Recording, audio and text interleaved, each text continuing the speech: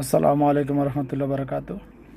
এইমাত্র পাওয়া খবর, বিভিন্ন সংবাদ মাধ্যমে পাওয়া খবর, যেটা রিয়েল খবর।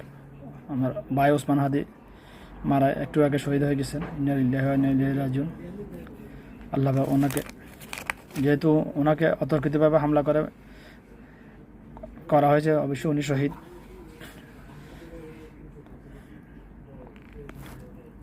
আল্লাহ ওনাকে শহীদের মর্যাদা দান করেন ইনশাআল্লাহ।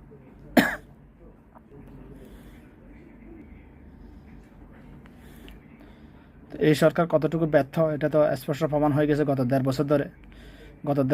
বাংলাদেশে তত হত্যা, দর্শন, চুরি, ডাকাতি, না শিশু দর্শন হয়েছে, কোনো একটা অপরাধে বিচার হয় নাই। তো এটার বিচার কেমনে হবে, আর কে করবে?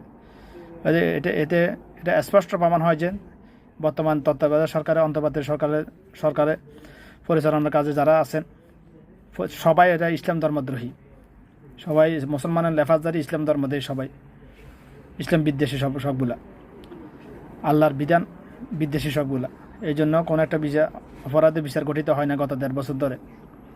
16 বছর ধরে তো শুধু আমলি খারাপ ছিল, সবাই, আমিও বলছি, সবাই বলছে, আমি তো বলছি অনবরত যে আমলি করলে কি আমি মুনাফিক হতে হবে, এটা কি জরুরি নাকি?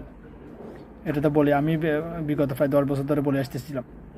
তো এখন দেখতেছি, এখন যারা আছে তারা কি করতেছে? প্রকাশ্যে দিবালোকে এভাবে গুলি করে হত্যা করা হয়েছে, তার আসামিদের কারো বিচার করা হয় নাই। গত দেড় বছরে কতগুলো শিশু দর্শন হয়েছে, কতগুলো হত্যা করা হয়েছে, কাণ্ড হয়েছে। হাজার হাজার কোটি টাকার গরু চুরি হয়েছে। আমাদের একটা ইউনিয়ন থেকে কোটি টাকার উপরে গরু চুরি হয়েছে, একটারও বিচার হয় নাই। আফসোস। যেদিন আল্লাহর জমিনে আল্লাহর বিধান কায়েম করা হবে, বিচার কার্যে কেসাসের বিধান চালু করা হবে, ওই দিন থেকে এগুলো এমনিতে চলে যায়। আসলে কোনো সরকার চায় না বাংলাদেশ থেকে, সরকার চায় নাই যে বাংলাদেশ থেকে অপরাধ নির্মূল হোক, ওরা চায় যে অপরাধ গঠিত হোক। প্রত্যেক সরকারে চাইছে যে, বিগত স্বাধীনের পর থেকে সবাই চাইছে অপরাধ গঠিত হোক বাংলাদেশে। কোনো সরকার চায় নাই অপরাধ মূল থেকে নির্মূল হোক, এটা কোনো সরকারে চাই নাই। যদি চাই তো একেবারে সহজ পন্থা, সরকারের কোনো টাকা পয়সারও প্রয়োজন নাই, খরচ করার প্রয়োজন পড়বে না, অপরাধ নির্মূল করার কোনো ব্যাপার না। এটা ওটা পুরা নকশা আমি তৈরি করে রেখেছি, আমি কীভাবে অপরাধ নির্মূল করা যায়।